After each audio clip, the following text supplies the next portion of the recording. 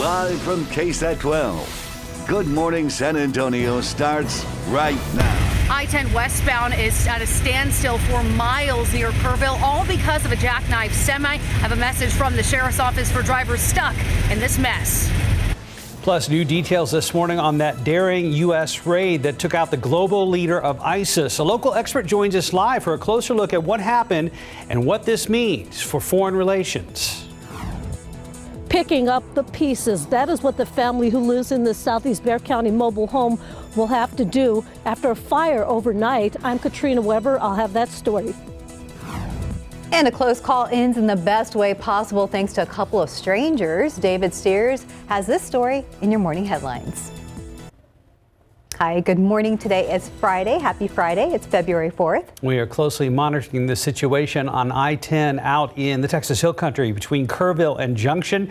As we've been tracking since last night, hundreds of cars and trucks stuck on the interstate for hours. Yes, it's a scary situation over there in Kerrville. Let's go ahead. That is our TransGuide shot right now. Let's go ahead and go to Lee Waldman, who is live there in Kerrville.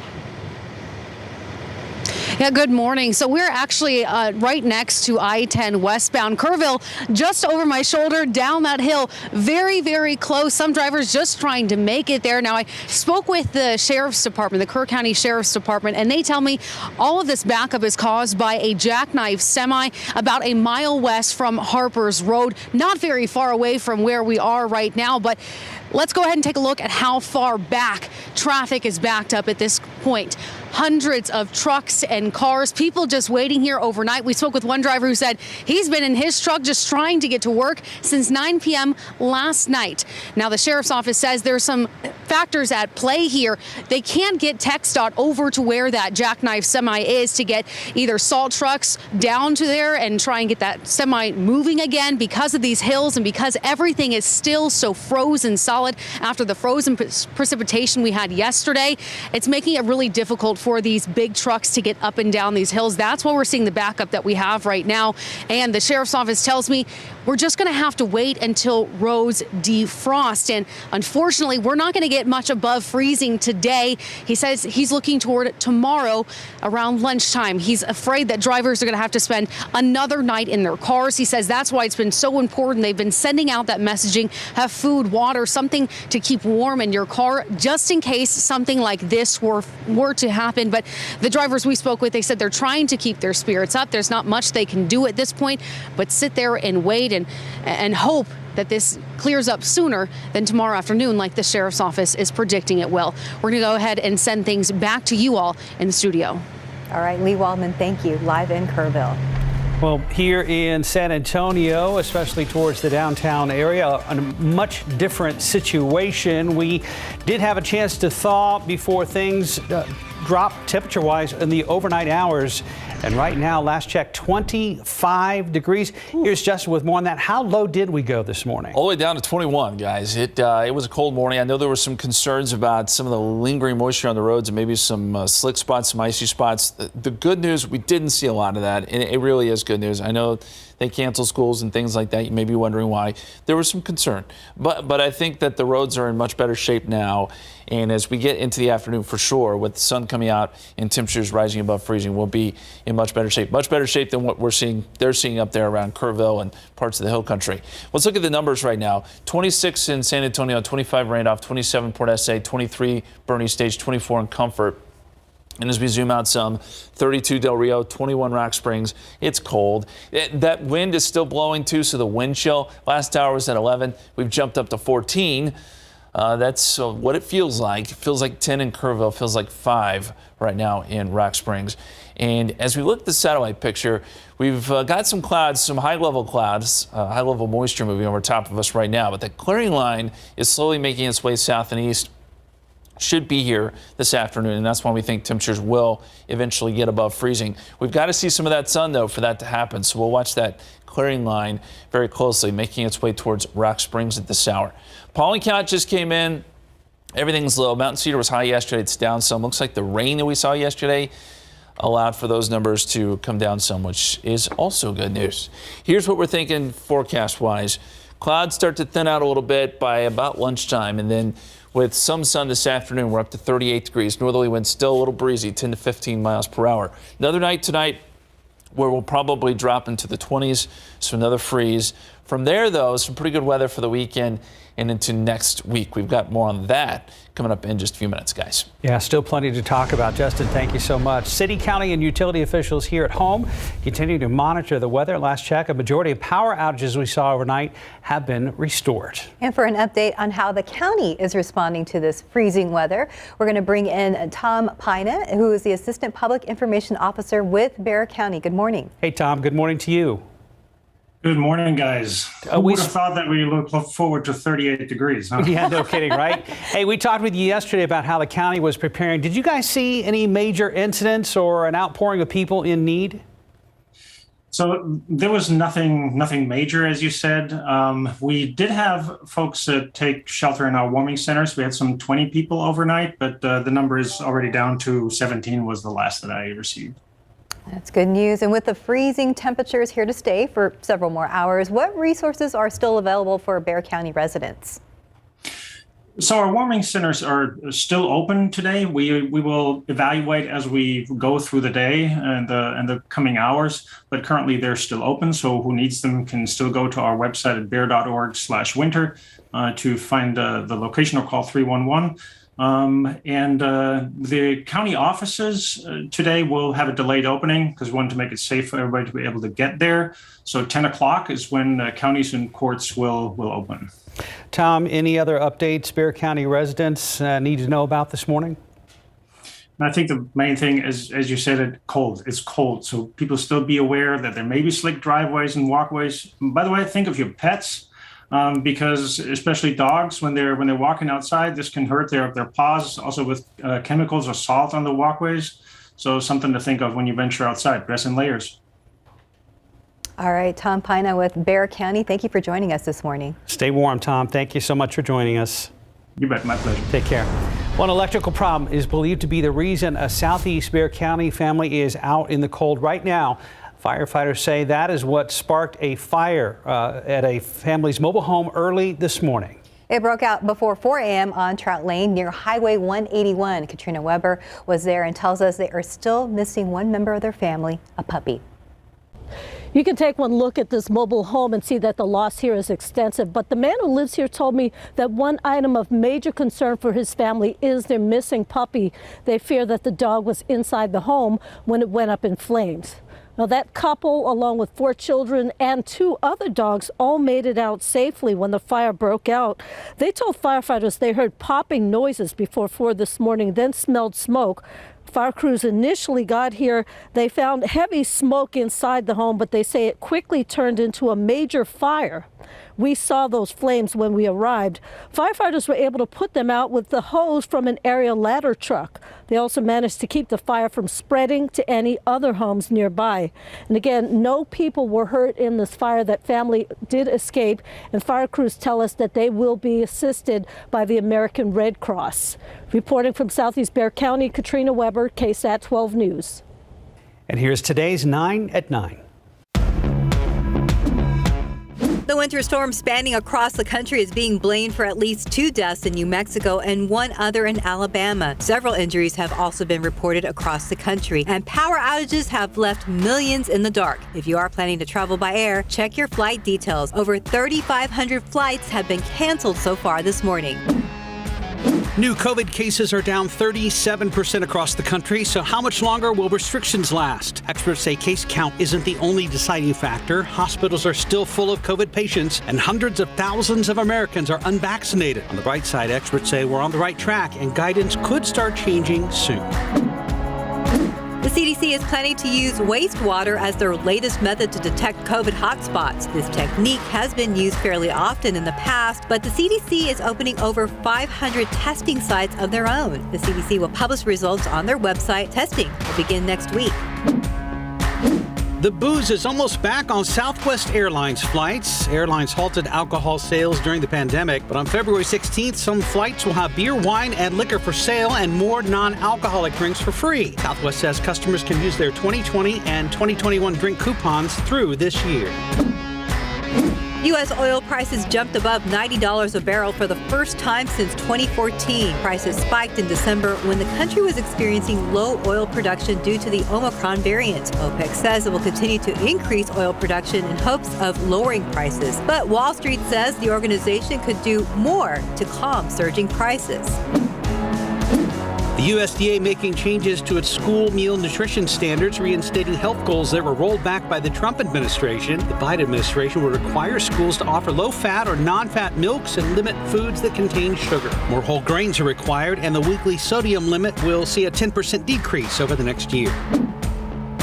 The 2022 Beijing Winter Olympics opening ceremony took place this morning. Competition has already been underway for several sports, but the opening ceremony marks the official start of the competition. More than 150 U.S. athletes are participating. Prepare to pay more money if you want to keep your Amazon Prime membership. The subscription price is going up $20, making it $139 a year. There's still a cheaper monthly version, but that will also go up by $2. Amazon says the increase is due to expanded services like Prime Video and same-day shipping.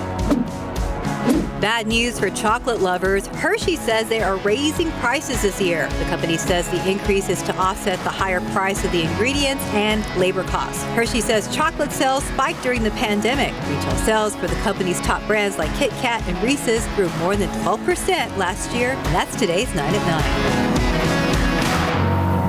Well, thanks for that, Steph. I know. The bad news about chocolate. We're highly upset about that. Raining. Just in time for Valentine's Day. Thank you. Raining on my parade. 9:09, about 25 degrees. Still ahead on GMSA at 9. We are getting a better look at the aftermath of the terror raid in Syria. The U.S. involved in the death of an ISIS leader. In our next half hour, a local expert on Syria joins us for a closer look at the impacts this situation could have. But first, a major recall on Dole salads. Already 2 deaths reported. David Sears has details on why those salads are being recalled coming up in your other morning headlines. And a quick check of the roads with TransGuide. There again, the mess in Kerrville. There at I-10 at Kerrville at mile marker 503. We'll be checking again with Lee Waldman, who will be live in Kerrville. In your morning headlines, within all this winter weather, a spring-like tornado leaves 1 person dead in Alabama and a recall on packaged salads still in effect. Plus, a warehouse fire in Illinois with some pretty intense smoke, and in a separate story, a high school principal getting some students fired up. David Sears is here on a Friday morning. Hey. Good way to get fired up on a cold day, get your weekend off on the right foot. Okay, we'll take it. We'll have that for you in just a second. While we experience rain and cold and some ice in the north dealing with snow in feet, this is what happened to a town about 90 miles southwest of Birmingham, Alabama. Death and destruction in Sawyerville. 1 person is dead, according to the Hill County Emergency Management Director. A woman was actually pulled from underneath her house and was killed. 3 other people critically injured. Several others suffered minor injuries. One Good Samaritan described how he came across a neighbor in the street.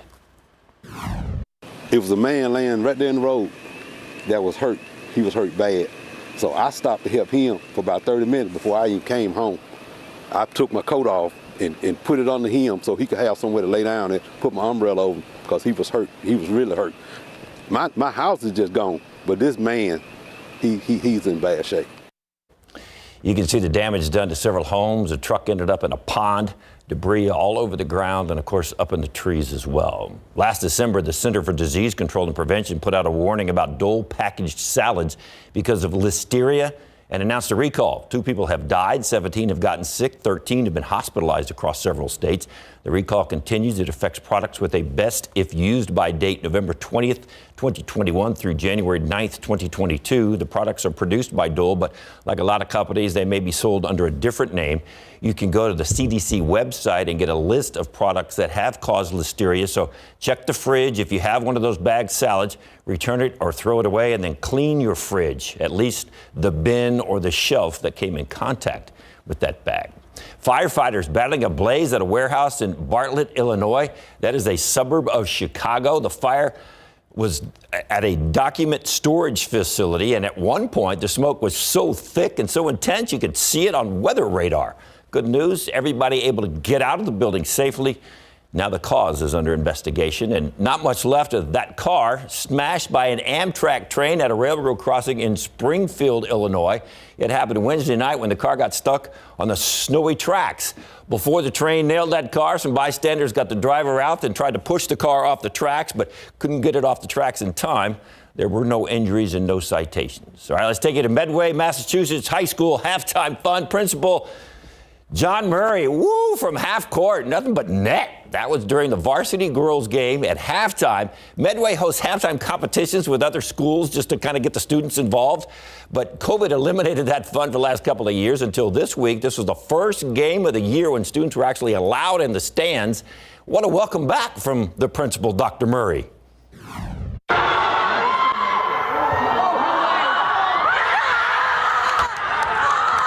I haven't been able to walk down the hall since without somebody high-fiving or saying great job. It's something we hope we can capitalize on and have shenanigans more often, get more kids involved, coming to our games, having some fun, and build towards some normalcy in the spring. And Dr. Murray's actually hit a half-court shot before when he was at another school, but he says this one was extra special because those students were back in attendance.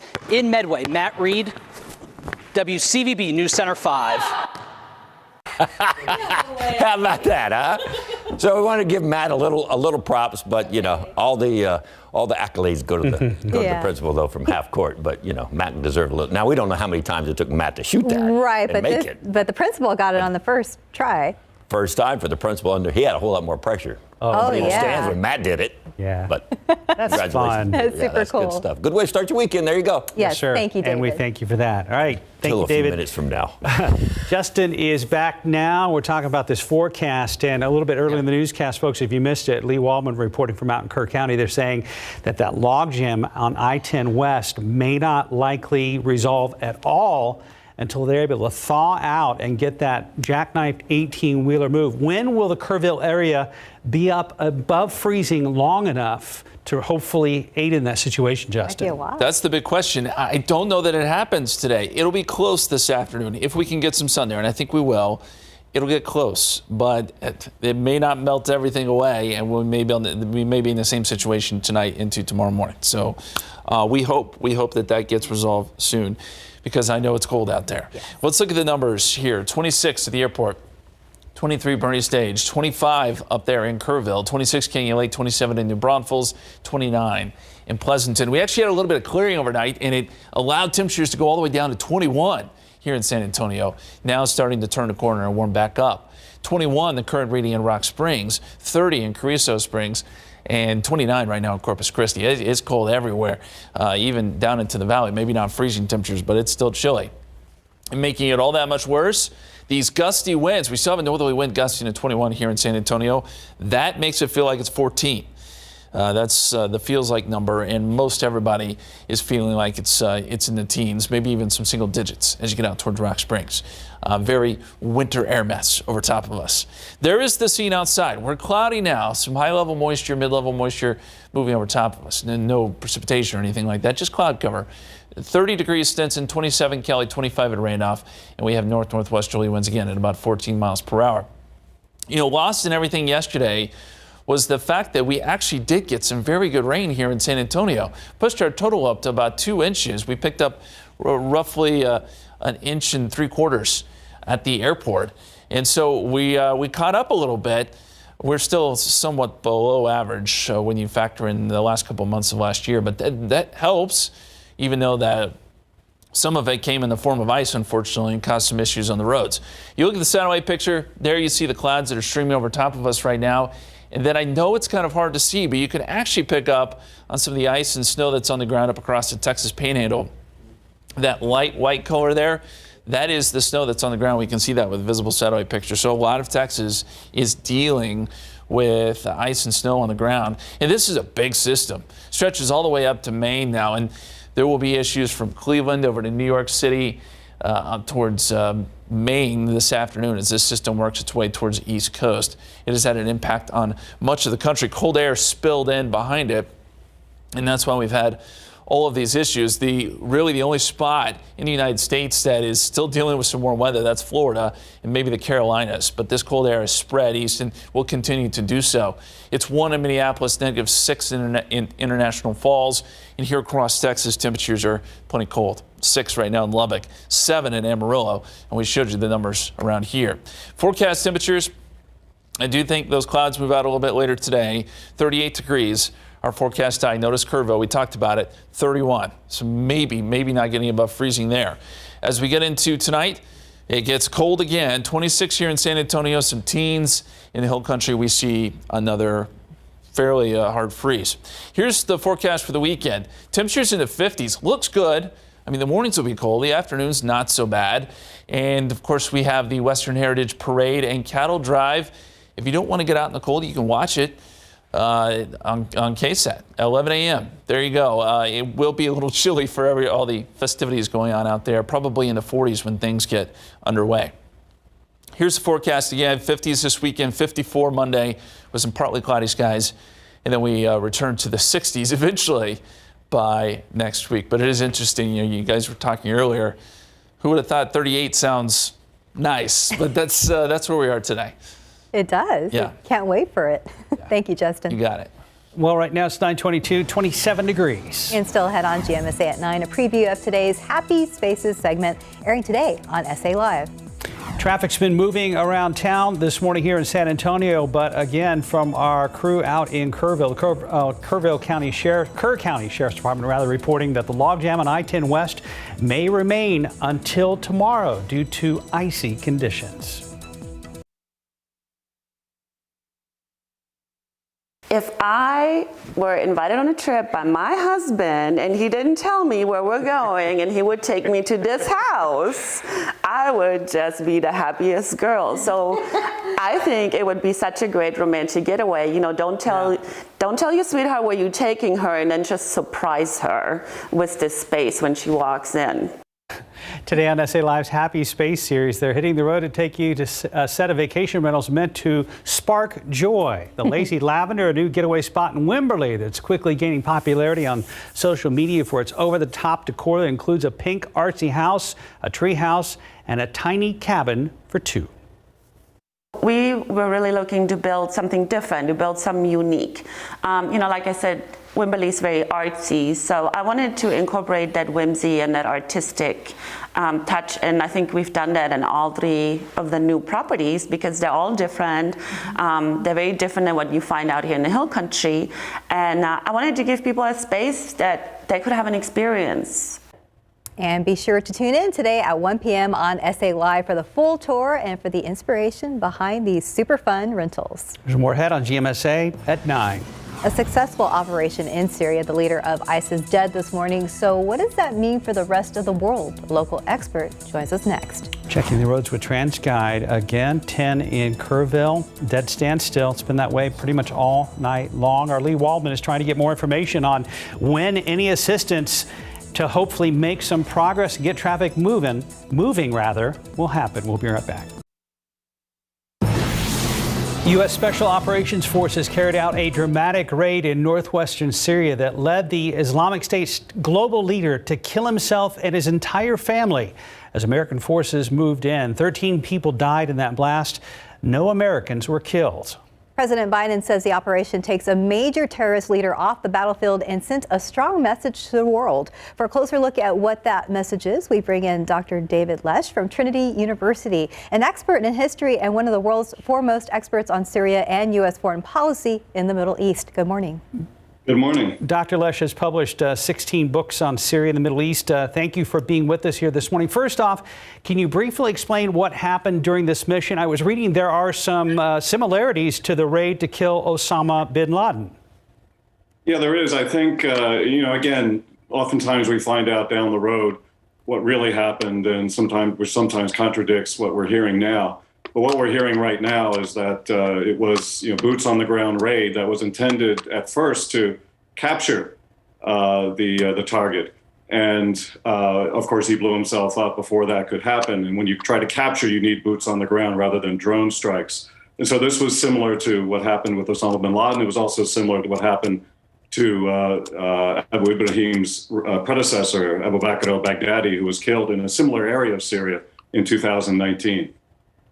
And how does the death of the ISIS leader impact the rest of the U.S. and the rest of the world? Well, I think in the short term, certainly it's a blow to ISIS. In the long term, probably not, unfortunately, because ISIS is much more decentralized than it used to be. During its heyday in 2014 to 2017, it controlled a large swath of territory across Syria and Iraq, and actually had a capital in Raqqa in Syria. So it was much more centralized. So you could cut off the head of the snake at that time, it would have much more of an impact. Now it's much more dispersed into smaller cells across Syria and in other places in the Middle East and beyond. And so while definitely having a short-term impact, they already probably have someone moving into place, and it'll still be a threat and still be something to deal with in the long term. What's next for the U.S. and Syria now that this potential threat has been eliminated? Well, we're still, the primary goal of U.S. foreign policy in Syria right now is to make sure ISIS does not resuscitate itself. We have to keep these guys down and do what we can to make them irrelevant. Because again, during their heyday from 2014 to 2017, they recruited from all over the world fighters. And they also, success breeds imitation. And so they inspired cells, ISIS-like cells, to come up in other states in the Middle East and across the world, and particularly in areas in the Middle East where there were failed states, civil wars, authoritarian repressive regimes, which creates space and fertile ground for a group like ISIS or other extremist groups to come into being. And so we want to make sure these groups are not successful.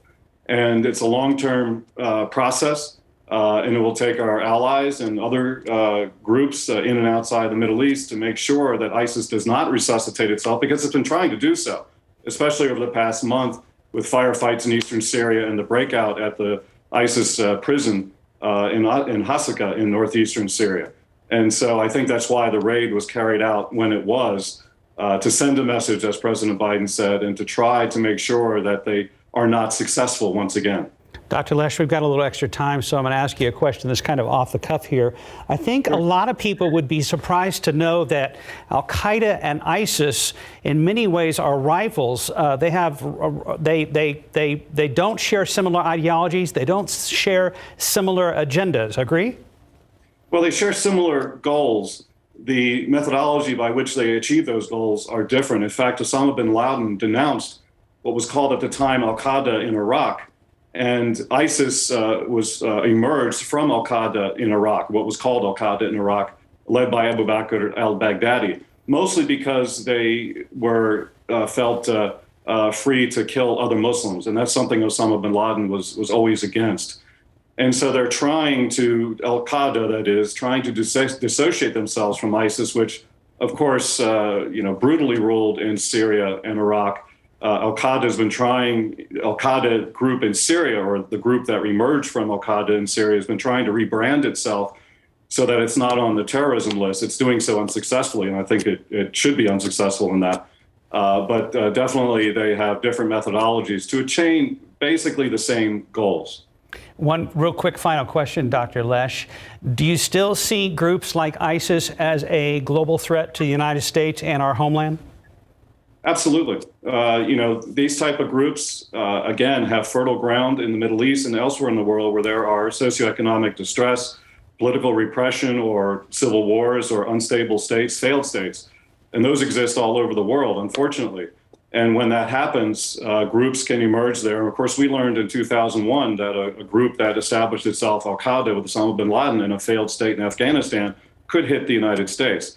I don't want to be too alarmist about that, but we just need to keep our guard up, which is why we are in Syria right now with some troops, and why we are carrying out these raids when we have actionable intelligence to do so. All right, Dr. David Lesh from Trinity University, thank you for joining us this morning. My pleasure. Thank you, Dr. Lesh. All right, back here at home, we are still keeping an eye on that situation out in Kerrville right now. And this, it looks like a frozen picture, but it's actually a live. And again, this is one of the most remote TransSky cameras in our system. Yeah, these poor people have been out there all night, stuck, pretty much just stranded. We're going to go ahead and check in with Lee Waldman, who is live in Kerrville right now. Lee, any hope for these drivers? Well, I just got off the phone with the Kerr County Sheriff's Office just a few minutes ago, and they tell me that DPS is sending more help, TxDOT is sending more help. They're doing everything they can to try and get some of these drivers moving again, because like you said, they've been stuck here overnight. That semi that caused this backup, that happened before sundown last night. Many of these drivers stranded overnight in their cars. I talked to one driver who said he's been turning his truck on and off, having just little blasts of heat because he doesn't want to run out of fuel. But we are seeing something really cool. We're seeing some of these truck drivers actually getting out of their cars. A lot of them have water, other supplies with them. They're going up to cars and handing out water, whatever they can at this point, because they know a lot of times drivers aren't prepared for this, but truck drivers, well, they are prepared for it. We actually just saw one man out of his car jogging down the road. He said, we're going to be here for a while. So trying to do something to entertain himself at this point. He's actually, oh, there he is. So that was the gentleman who was jogging, just trying to do something, because they are going to be sitting here now. The Kerr County Sheriff's Office telling me they're watching the weather just like all of us are, waiting for everything that's frozen. If maybe we can get a look at the road, you can see all of the ice that's still here on these roads, waiting for all of this to defrost so drivers can get moving again. He said they don't want them here overnight again. They want to get people moving because they know they don't want to be sitting here. They're doing everything in their power to get traffic moving again, but it's getting hectic out here. People are trying to drive on the shoulder to get out of it if they can. Again, that's not recommended. Kerr County Sheriff says stay safe. Don't do anything crazy if you don't have to. We're probably going to send things back to you all in the studio just so we can be safe here on the side of I-10 westbound. Lee, can you hear me?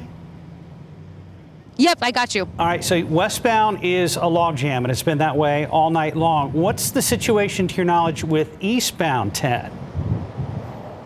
So eastbound 10, if we want to take a look over here, eastbound 10 is moving fine. We've seen drivers going down this hill pretty slowly because that side is just as icy as westbound, and we don't want to see a repeat of westbound on eastbound. But to our knowledge at this point, no accidents there. Traffic there is still moving. But again, if you have to go down I-10, absolutely have to, take it slow, because you don't want this to happen on the other side. And if you can't stay home today, just stay home.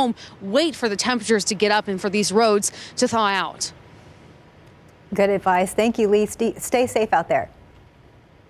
Lee Waldman Thanks. reporting the latest from Kerrville. It stands to reason if eastbound is moving, it's just a matter of time where you would think that a number of these agencies would be able to get some resources out there to help those folks that are stuck and can't go anywhere. Yes, it's been a long time. That would make sense, you know, and you can see the scene there in Kerrville. It's very different here in San Antonio. I do want to point that out. It's basically once you get up towards Comfort and go west, that's when things start to get worse. That's where there's more ice on the roads. And a great resource is drivetexas.org. You can look on there and see where some of the icy roads are across Texas, generally north of San Antonio. That's where the issues are. You get up towards Dallas, I-20, there's all sorts of issues up there as well. I want to show you a picture on our KSAT Connect. This was coming in from San Antonio, an example of the kind of ice we were seeing here, mostly on the trees and signs and those sort of things.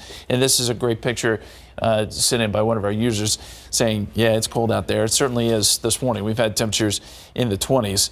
And the numbers right now, 26 at the airport, 24 Bulverde, 23 Bernie Stage, 25 Comfort, 27 in Kerrville, 27 right now in Devine. We're trying to get these temperatures to warm up some. Now, we've got cloud cover over top of us, so that makes things a little more difficult. The sun should be out this afternoon, and that will help the warming up process.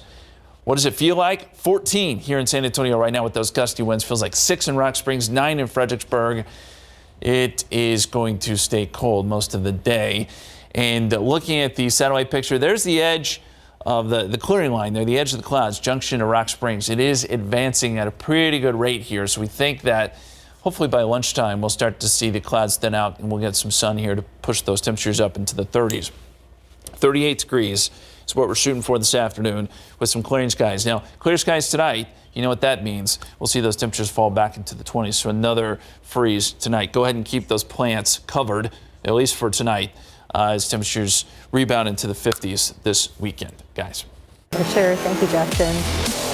And our poor Spurs. It was a cold night in more ways than one for our San Antonio Spurs. They felt the heat last night here at home. David and RJ back to break down another loss for the Silver and Black. So cold outside the arena and went cold on the inside too. How cold did it get outside? Like in the 20s?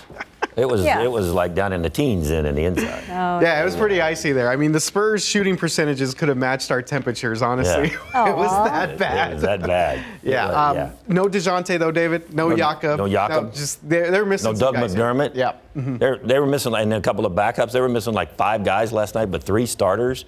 It's like the Spurs becoming the punching bag for all these teams that want to come in and get things going in the right direction. Because Miami was struggling when they came to town, weren't they? Yeah. A little bit. They were, yeah, and I guess the Spurs were there to kind of cure their ills there. Derek White had himself a nice game, but again, undermanned Spurs team here, missing a bunch of guys. We saw Thaddeus Young got a start here. He hadn't played in a while, but Keldon Johnson struggled. Devin Vassell also struggled. The problem, we all had hopes and dreams of the Spurs actually getting into the playoffs, but I don't know when reality is going to set in and we're going to realize that this team, that right there, look at that right there. I mean, that's just, it seems like a lot of times they're trying to do too much. There's guys trying to split the defense and, dribbling off their feet and throwing it away. And I mean, it's just like almost like they're becoming individual players trying to take it upon themselves to do what's got to be done to win, and it's not working out. So and that's what hurt him against Golden State the other day as well when they blew that big lead there. So they can't even really right now beat the teams that they're supposed to be beating. Adding injury to insult here, DeJounte Murray, David, was on the cusp of possibly being named an All-Star. Did not get the nod last night. Oh yeah. What's wrong with these people? And Pop said it. Pop said it a couple of weeks ago. We're not winning, and he's not going to get the attention he deserves. Yeah. So, but here's some reaction to the game, and I think they're talking about DeJounte. Pop, right? yeah. Yep.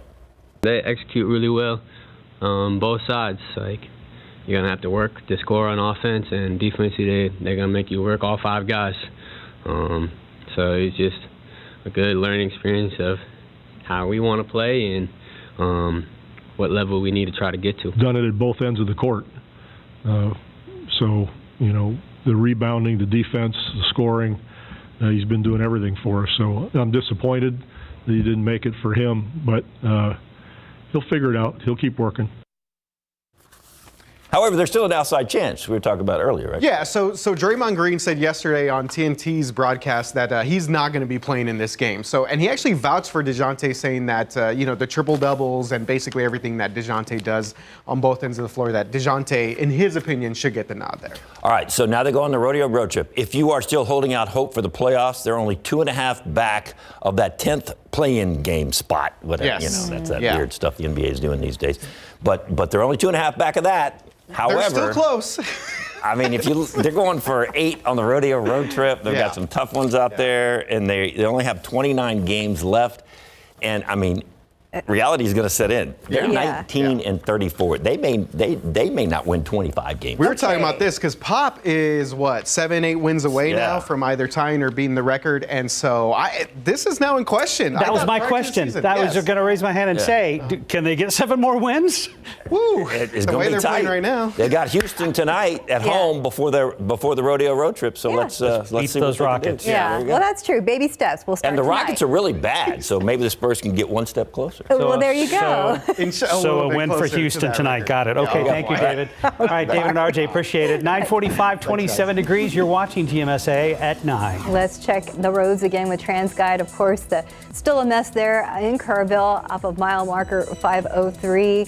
Lee Waldman's been live there all morning, and right now the driver's just hoping for some help to come in. We'll be right back.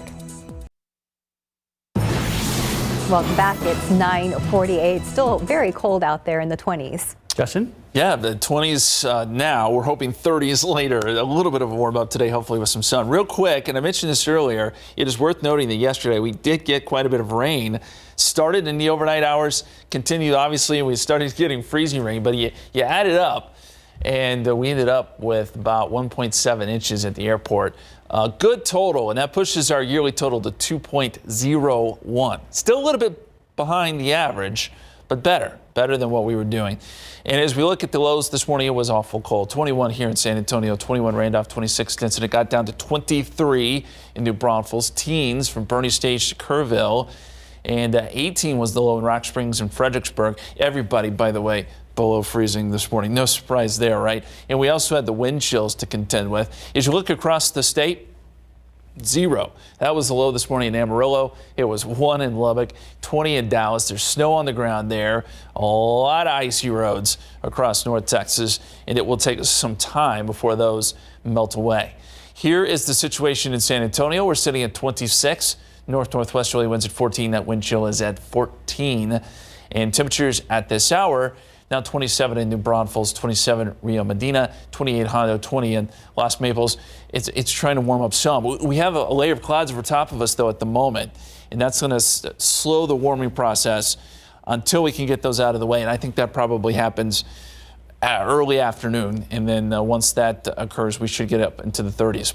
There's some of the wind gusts, still very breezy, if not windy, around the area, and that means wind chills are there.